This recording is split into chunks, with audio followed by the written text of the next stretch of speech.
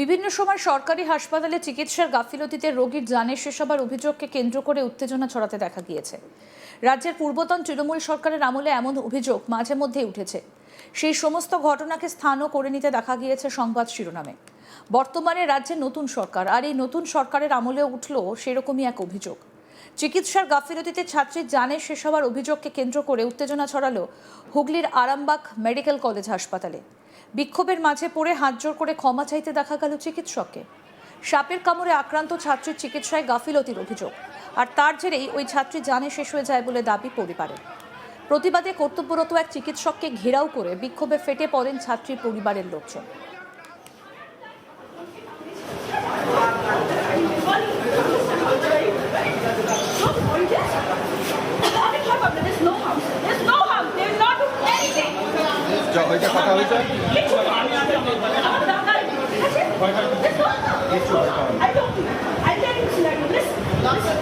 ছাত্রীর পরিবারের অভিযোগ, শনিবার রাতে সাপে কামড়ানোর পর প্রায় সঙ্গে সঙ্গেই তাকে আরামবাগ মেডিকেল কলেজ হাসপাতালে ভর্তি করা হয়, কিন্তু কর্তব্যরত চিকিৎসক কার্যত ছাত্রীর কোনো রকম চিকিৎসা করেনি বলে অভিযোগ।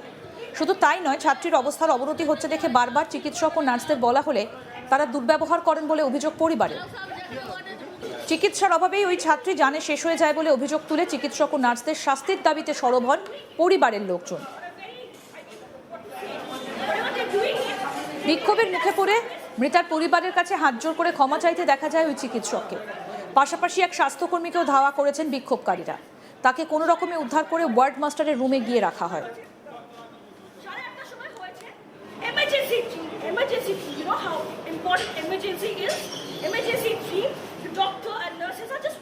মৃতের পরিবারের সদস্য অরিজিৎ পাল কি বলছেন শুনবো।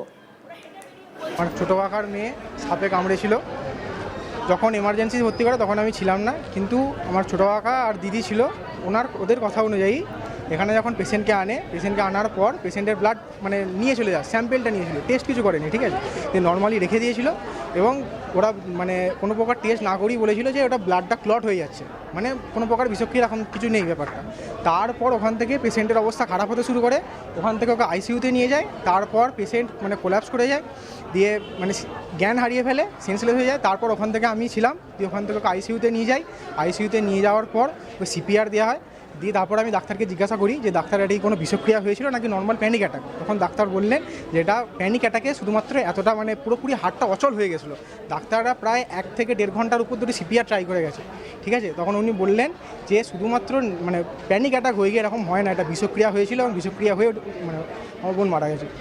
প্রথম থেকে এমার্জেন্সিতে যদি প্রথম থেকে চিকিৎসা করা হতো ভালো করে, তাহলে আমার বোন আজকে বেঁচে যেত। হ্যাঁ, পুরোটা শুধু চিকিৎসা না, চিকিৎসা থেকে শুরু করে সিস্টেমে সব কিছু। আপনারা তো একটা খাতা পেন নিয়ে এখানে চারিদিকে সব লোককে জিজ্ঞাসা করুন যাদের পেশেন্ট আছে, এবং তাদের অভিযোগগুলো নিন যে এখানকার স্টাফদের ব্যবহার কেমন, এখানকার ডাক্তাররা কেমন রুগীদেরকে দেখে। আপনি আপনার খাতা ভর্তি হয়ে যাবে অভিযোগে, ঠিক আছে, কিন্তু আপনার অভিযোগ নিয়ে শেষ হবে না। এর আগেও আমি আমার ঠাকুমাকে এনেছিলাম, রাত্রিবেলা ঠাকুমার শরীর খারাপ হয়েছিল। আমার মা গিয়ে একটা নার্সকে বলছে দেখুন না একবার যে আমাদের পেশেন্টের অবস্থা কীরকম, পেশেন্টটা কী করছে।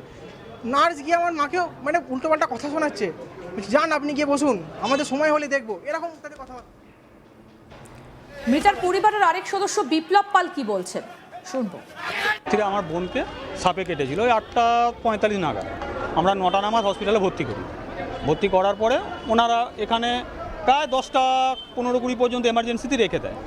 ওদিকে বারবার রিকোয়েস্ট করা হয় যে আপনারা পেশেন্ট খারাপ হচ্ছে আপনারা দেখুন। ওরা কোনো কিচ্ছু করছে না। ওনাদের কি এক ল্যাপটপে তো ওনাদের কি এসেছে সেইটা নিয়ে ওনারা ব্যস্ত আছে। কোনো সিনিয়র ডাক্তার নেই, যারা আছে তারা টেকনিশিয়ানদের থেকেও নিচে ডাক্তার বলে বসে আছে। কীভাবে ব্লাড টানতে সেটুকুও জানেনি, ব্লাড টানছে আমরা দাঁড়িয়ে দেখছি, বলে দিচ্ছি স্যার আপনারা বলতো টেস্ট করুন, রক্তটা কী পরিস্থিতি টেস্ট করুন। না পেশেন্ট ঠিক আছে, না পেশেন্ট ঠিক আছে। 1 ঘন্টা 45-50 মিনিট কেটে যাওয়ার পরে পেশেন্ট যখন আস্তে আস্তে খারাপ হতে থাকছে, তখন ওরা ডাইরেক্ট এখান থেকে আইসিইউ লিখে দিল, আমরা ডাইরেক্ট আইসিইউ ভর্তি করুন। আইসিইউতে যে দিদিমণি ছিলেন সে প্রায় 25 মিনিট পরে, ওখানেও 25 মিনিট পর ভর্তি করার পর আমাদেরকে বলা হলো যে আমরা সাপে কেটেছি, ওখান থেকে আমরা নিয়ে এসেছি, ঠিক আছে আপনারা ওখানে সরে যান, আমাদের কাছ থেকে সরে যান। ওনারা সেজে গুজে ভিডিও করছিলেন মনে হচ্ছে, ওদের হয়তো ক্যামেরা নিচে মোবাইল টোবাইল আছে, ফ্যাশন করছে। দেবার পরে ওনারা যখন গেলেন তারপর ওখানে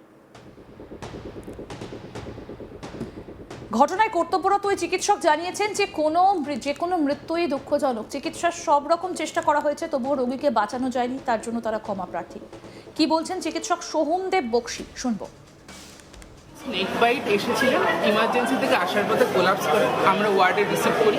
আফটার ইনিশিয়াল রিসাসিটেশন ওনাকে আইসিইউতে পাঠানো হয়, তারপর প্রপার ভেন্টিলেশন এবং এয়ারওয়ে সিকিউর করা হয়। আফটার অল দ্য এফর্ট পেশেন্টের ভেসোপ্রেসার, আমরা বিপি অনেক কম পাই, সেখানটায় ভেসোপ্রেসার সার্ভিস দেওয়া হয়। পেশেন্টকে ওয়ার্ডে নিয়ে ওয়ার্ড থেকে আইসিইউতে শিফট করা হয়। আমরা যত তাড়াতাড়ি সম্ভব শিফট করার চেষ্টা করি, বাট পেশেন্টের কিছু কোমরবিডিটিস ছিল অ্যান্ড আমরা রিসিভ যখন করি সেই মুহূর্তে আনকনশিয়াস রিসিভ করি, একটি কনভার্সন হয় পেশেন্টের। আমাদের প্রতিনিধি পার্থ রাহা কি প্রতিবেদন তুলে ধরেছেন, দেখবো এবার। স্কুল ছাত্রীর মৃত্যু ঘিরে তুলকালাম আরামবাগ মেডিকেল কলেজ। চিকিৎসার গাফিলতির অভিযোগ তুলে কিন্তু এদিন যিনি মৃত হয়েছেন তার পরিবার পরিজনেরা কিন্তু আরামবাগ যে মেডিকেল কলেজ হাসপাতাল রয়েছে সেই হাসপাতাল বিক্ষোভ দেখায় থাকেন। ডাক্তার চিকিৎসকদের ঘিরে কিন্তু বিক্ষোভ দেখায় থাকে রোগীর আত্মীয় পরিজনরা। তাদের যেটা দাবি যে চিকিৎসার গাফিলতির জন্যই মৃত্যু হয়েছে ওই তরুণী ছাত্রীর। যেটা আমরা স্থানীয় বাসিন্দা সূত্রে জানতে পারছি যে রবি রাতে সাপে কেটেছিল, এরপরই কিন্তু তাকে নিয়ে আসা হয় আরামবাগ মেডিকেল কলেজ হাসপাতালে এবং সেখানে তাকে ভর্তি করা হলেও পরিবারের তরফ থেকে যে অভিযোগটা আনা হচ্ছে যে তাকে ঠিক মতো চিকিৎসা করেনি ডাক্তাররা। কারণ রোগীর আত্মীয়রা যখন তাকে ভর্তি করে তখন কিন্তু ডাক্তারকে বারবার বলা হয় যে রোগীর পরিবারের পক্ষ থেকে বলা হয় যে তাকে চিকিৎসা করার জন্য বা তার যে শরীরের অবনতি ঘটছে, কিন্তু এরপরেও ডাক্তাররা কিন্তু সেই মতো তার চিকিৎসা করেনি, এমনটাই অভিযোগ তুলছে মৃতের পরিবার। এই দিন আরামবাগ যে মেডিকেল কলেজ হাসপাতাল রয়েছে সেই মেডিকেল কলেজ হাসপাতাল ঘিরে বিক্ষোভ দেখা থাকে রোগীর আত্মীয় পরিজনরা এবং এই যে ঘটনা, এই ঘটনায় কিন্তু ব্যাপক চাঞ্চল্য সৃষ্টি হয় আরামবাগ মেডিকেল কলেজ হাসপাতাল জুড়ে। এবং এই যখন যে মৃতের পরিবারের লোকজন তাদের এই যে আরামবাগ মেডিকেল কলেজ হাসপাতাল ঘিরে বিক্ষোভ দেখাচ্ছেন, সেই সময় কিন্তু ডাক্তারকে দেখা যাচ্ছে যে একটি ভিডিও ভাইরাল হয়েছে, তাতে দেখাচ্ছে ডাক্তার চিকিৎসক তিনি হাত জোর করে কিন্তু সেই বিক্ষোভকারীদের বিরত হতে বলছেন বা বিক্ষোভ দূর করতে বলছেন। এই যে ঘটনায় কিন্তু একদিকে যেমন শোকের ছায়া নেমে এসেছে, অন্যদিকে কিন্তু যে ডাক্তারদের এবং চিকিৎসকদের বিরুদ্ধে কিন্তু ক্ষোভে ফেটে পড়ছেন আরামবাগ মেডিকেল কলেজে ডাক্তারদের বিরুদ্ধে ক্ষোভে ফেটে পড়ছেন মৃতের পরিবার পরিজনরা। যেটা এদিন দেখা যাচ্ছে যে সাপে কাটার ফলে কিন্তু এক স্কুল ছাত্রীকে নিয়ে এসে ভর্তি করা হয়েছিল আরামবাগ মেডিকেল কলেজ হাসপাতালে, এরপরে কিন্তু তার মৃত্যু ঘটে এবং পরিবার পরিজন তারা এটা দাবি করেন যে চিকিৎসার গাফিলতির জন্যই মৃত্যু ঘটেছে এবং তারা কিন্তু বারবার করে এই যে ডাক্তার বা চিকিৎসক রয়েছেন তাদেরকে যে গাফিলতি সেই গাফিলতি তুলে ধরছেন বা অভিযোগ করছেন। এবং অন্যদিকে ডাক্তাররা তারা কিন্তু যেটা জানাচ্ছেন যে সর্বরকম ভাবে চেষ্টা করা হয়েছে স্কুল ছাত্রীকে বাঁচানোর জন্য, কিন্তু তারপরেও তাকে বাঁচানো সম্ভব হয়নি এবং বিক্ষোভকারীদের কাছে কিন্তু আবেদন করছিলেন যাতে তারা বিক্ষোভ না করেন, কারণ চিকিৎসকরা সবসময় রোগীকে সুস্থ করার জন্যই চেষ্টা করেন। এরপরে কিন্তু যখন বিক্ষোভ চলছে সেই সময় কিন্তু আরামবাগ থানায় খবর দেওয়া হয়, বিশাল পুলিশ বাহিনী এবং কেন্দ্রীয় বাহিনী নিয়ে এসে কিন্তু পরিস্থিতি সামাল দেওয়া হয়। আরও আপডেট পেতে দেখতে থাকুন আজ তাক বাংলা, সাবস্ক্রাইব করুন।